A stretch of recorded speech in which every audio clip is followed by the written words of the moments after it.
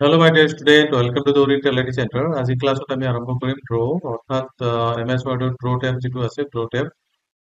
ইয়াৰ আগতে অলৰেডি আমি home tab আৰু ইনচাৰ্ট টেব আমাৰ ক্লিয়াৰ হৈ গৈছে। যিবিলাকে এই টেব দুটা চোৱা নাই সিহঁতক আমি আহ, জনাব বিচাৰিছো তোমালোকে যাই ৱাৰ্ড হোম আৰু ইনচাৰ্ট টেবটো ভালকে চাবা, তেতিয়াহে তোমালোকৰ ৱাৰ্ডটো ক্লিয়াৰ হ'ব।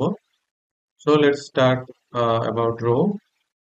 একচুৱেলি ড্ৰটো কি, আমি যদি কিবা এটা ড্ৰ কৰিব বিচাৰো, মানে এইটো ৱৰ্কিং এৰিয়া ৱৰ্কিং পেজৰ ভিতৰত যদি কিবা এটা বস্তু আমি ড্ৰ কৰিব বিচাৰো, তেতিয়াহ'লে কিন্তু আমি ড্ৰ টেবত যাব লাগিব। ড্ৰ টেবত যাই প্ৰথমতে আমি ইয়াতে কেইটামান ড্ৰ পেঞ্চিল দিয়া আছে। এইটো হৈছে pen to convert the hand writing, এইটো এটা পেন। কিন্তু ইয়াতে যেতিয়া আমি ক্লিক কৰিলে কিন্তু ইয়াতে আমি কোনো ধৰণৰ পেন ড্ৰ কৰিব নোৱাৰিম। জাষ্ট আমি ৰাইট কৰিব লাগিব, ইয়াতে যিকোনো ৰাইটিং আমি ইয়াতে কৰিব পাৰো। নেক্সট যদি ৰাইট কৰিব বিচাৰো তেনেকৈ ৰাইট কৰিব পাৰো। চ' এইটো হৈছে কি আমাৰ পেন, বাট ইয়াতে আমি কনভাৰ্টটো অট'মেটিকেলি কি হয়, হেণ্ড ৰাইটিংটো কনভাৰ্ট হয়, হেণ্ড ৰাইটিংলৈ কনভাৰ্ট হয়। চ' এইটো কি কয়, এইটো pen converting handwriting to the text. Next হ'ল আমাৰ এইটো হৈছে পেন উইথ ব্লেক ইংক। ইয়াতে কিছুমান ব্লেক ইংক দিয়া আছে, ব্লেক ইংক দি পেন আমি ইয়াতে যিকোনো বস্তু লিখিব পাৰো। যদি আমি ইয়াতে লিখিব খোজো YTC, আমি কিন্তু আৰামছে ইয়াতে লিখিব পাৰো। তাৰপিছত এই হৈছে ৰেড, ইয়াতে ৰেড পেন, যদি ৰেড পেন দিয়ে কিবা এটা কৰিব বিচাৰিছো, যদি আমি এটা চাইন দিব খোজো এনেকে চাইন দিব পাৰো। ওকে, নেক্সট হ'ল আমাৰ এইটো পেন গেলেক্সি। গেলেক্সি মিনছ ইয়াতে কি দুটা মাল্টি কালাৰ ইয়াতে আমি চাব পাৰিম। ইয়াতে দুটা মাল্টি কালাৰ দিছে, মাল্টি কালাৰ অৰ্থাৎ OIT যদি লিখো এটা মাল্টি কালাৰত আহি যাব। তাৰপিছত এইটো হৈছে পেঞ্চিল, নৰ্মেল যিটো পেঞ্চিল আছে এই পেঞ্চিল আমি ইউজ কৰিব পাৰো, এইটো পেঞ্চিল। তাৰপিছত হাইলাইটাৰ, অৰ্থাৎ এইটো যদি হাইলাইট কৰিব দিব বিচাৰিছো, চাপ'জ এই নামটো আমি হাইলাইট কৰো, এটা হাইলাইট কৰি থৈ দিব পাৰো। তো এইখিনি হৈছে আমাৰ ড্ৰয়িং টুলস। ড্ৰয়িং টুল যদি আমি ড্ৰ কৰিব পাৰো, তাৰপিছত ইয়াতে আছে ড্ৰ উইথ দ্য টাস্ক। ইয়াতে draw with the task click কৰি আমি ইয়াতে এইটো আৰামছে ড্ৰ কৰিব পাৰো। ইয়াতে ক্লিক কৰিলে কিন্তু ইয়াতে draw with the task automatically ইয়াতে হৈ যায়। Okay, draw with the task মানে ইয়াতে টাচ স্ক্ৰীন দিও আমি ইয়াতে ড্ৰ কৰিব পাৰো। চাপ'জ ইয়াতে যদি আমি এনেকে দিওঁ, কন্ট্ৰল প্ৰেছ কৰি এনেকে দিলে এইটো টাচ স্ক্ৰীনৰ পৰা আমি এইটো ড্ৰ কৰিব পাৰো। তাৰপিছত এইকেইটা যদি আমি কিবা এটা বস্তু ড্ৰ কৰিছো, ড্ৰ কৰাৰ পিছত যদি আমি ইৰেজ কৰিব বিচাৰো, লাষ্ট যিটো আছে এইটো হৈছে ইৰেজাৰ। ইয়াতে জাষ্ট আমি ইৰেজাৰ এনেকে ক্লিক কৰিলে সব গুচি যাব, গোটেই পেজটো গুচি গ'ল। ওকে, তাৰপিছত লিখাখিনি ডিলিট কৰিব খুজিলে আমি যাই লিখাটোতে ক্লিক কৰিব লাগিব। আকৌ যেনেকুৱা এইটো আছে, লিখা ক্লিক কৰি বেক স্পেচ ক্লিক কৰিলে আমি এইটো কৰি কিনে ডিলিট কৰিব পাৰিম। নেক্সট আহিল ৰুলাৰ। ৰুলাৰ মানে কি, ইয়াতে ৰুলাৰটো যদি কিবা এটা ইয়াতে ৰুল টানিব লগা হয়, তেতিয়াহ'লে কিন্তু আমি ৰুলাৰ ইউজ কৰিব পাৰিম। ওকে, ৰুলাৰটো মানে নালাগে, এনেকে হৈ যাব। নেক্সট আমি এইটো হৈছে ফৰমেট বেকগ্ৰাউণ্ড, অৰ্থাৎ বেকগ্ৰাউণ্ড যিটো কালাৰ আছে, বেকগ্ৰাউণ্ড কালাৰটো যদি ফৰমেট কৰিব বিচাৰো, তেতিয়াহ'লে ইয়াতে যাব লাগিব। ইয়াতে যদি নান, অৰ্থাৎ এতিয়া যিটো বেকগ্ৰাউণ্ড কালাৰত একো নাই, গতিকে নান আহিছে। ইয়াতে নেৰো ৰুলছ, যদি ৰুল টানিব লগা হয় এনেকে পেজটো ৰুল টানা হৈছে আৰামছে এনেকে ৰুলাৰ পেজ হিচাপে এইটো ট্ৰান্সফৰ্ম হৈছে। তাৰপিছত ৰুলাৰটো যদি আমি অলপ গেপ দিব বিচাৰিছো, গেপ হ'ব, আৰু ইয়াতকৈ বেছি গেপ লাগিলে বেছি গেপ দিম আমি কৰিব পাৰিম। তাৰপিছত এইটো আৰু গেপ দিম। তাৰপিছত আছিল গ্ৰিড লাইন। গ্ৰিড লাইন যদি লাগে আমি এনেকে ডাইৰেক্ট গ্ৰিড লাইন দিব পাৰো পেজটোৰ ভিতৰত, সেইটো গ্ৰিড লাইন হৈ গ'ল। এনেকুৱা গ্ৰিড লাইন মানে যিখিনি টেক্সট এৰিয়া আছে গোটেইখিনি ৰাইটিং এৰিয়া গ্ৰিড লাইন আহি যাব। নেক্সট হ'ল আমাৰ এইটো মিডিয়াম গ্ৰিড, এইটো মিডিয়াম গ্ৰিড আহিব। তাৰপিছত লাৰ্জ গ্ৰিড আহিব, তাৰপিছত ভেৰি লাৰ্জ গ্ৰিড আহিব, এনেকুৱা।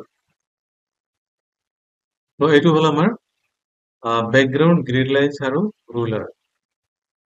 Apply to full page, apply to full page কৰিলে গোটেইখিনি পেজ ইয়াতে এপ্লাই হৈ যায়। ইয়াতে গোটেইখিনি পেজ যদি লাগে, যিটো বস্তুৱে লাগক, সাপোজ এনেকৈ ৰুলাৰ যদি লাগে, এপ্লাই টু ফুল পেজত আহি গ'লে এপ্লাই টু ফুল পেজ আহি যায়।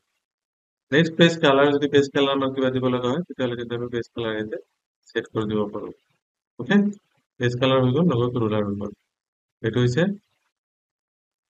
গ্ৰিড লাইন আৰু ৰুলাৰ। তাৰপিছত আহিল ইংক টু শেপ।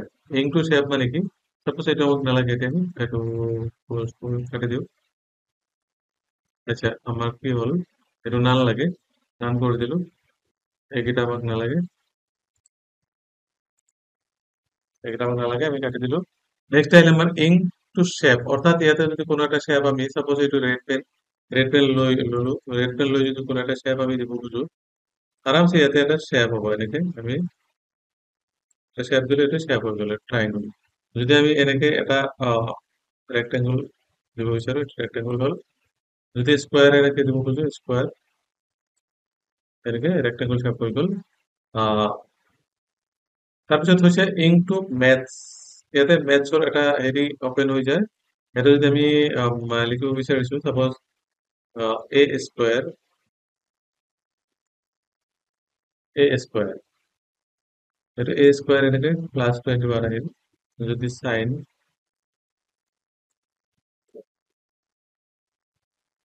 থিটা, এনেকে সাইন থিটা হৈ যাব, ইনচাৰ্ট কৰিলে এইটো পেজত ইনচাৰ্ট হৈ যাব, এইটো পেজত ইনচাৰ্ট হৈ গ'ল সাইন থিটা।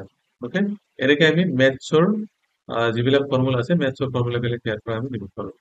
নেক্সট হ'ল ড্ৰয়িং কেনভাছ, অৰ্থাৎ ড্ৰয়িং কেনভাছ হ'ল কি, insert a drawing canvas to create a space to draw. ইয়াতে আমি কিবা এটা ড্ৰ কৰিব কাৰণে ড্ৰয়িং কেনভাছ হিচাপে ইউজ কৰিব পাৰো। ওকে, চাপোজ এইটো আমি ড্ৰ কৰিম, ইয়াতে কিবা এটা বস্তু ড্ৰ কৰিলো, ড্ৰ হ'ল, এনেকে লিখিলো, লিখা হ'ল। তো এইটো ড্ৰ কেনভাছ। তাৰপিছত হৈছে ink to play, ink to play কৰিব বিচাৰো, ইংক প্লে হৈ যাব। চাপোজ আমি ইয়াতে আগত কিবা এটা বস্তু লিখি লওঁ,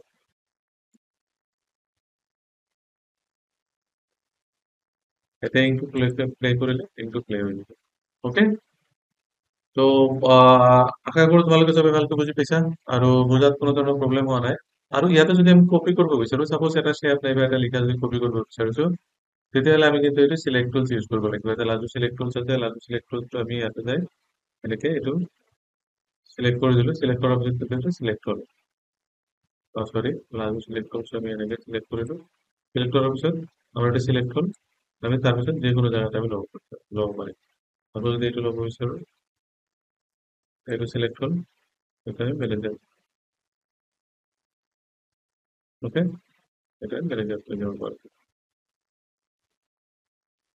ওকে, তো আমাৰ এইখিনি ড্ৰ টেব আছিলে, ড্ৰ টেবটো তোমালোকৰ কমপ্লিট হ'ল। তো নেক্সট ক্লাছলৈ আমি আকৌ লগ পাম, তেতিয়ালৈকে have a nice day, bye bye.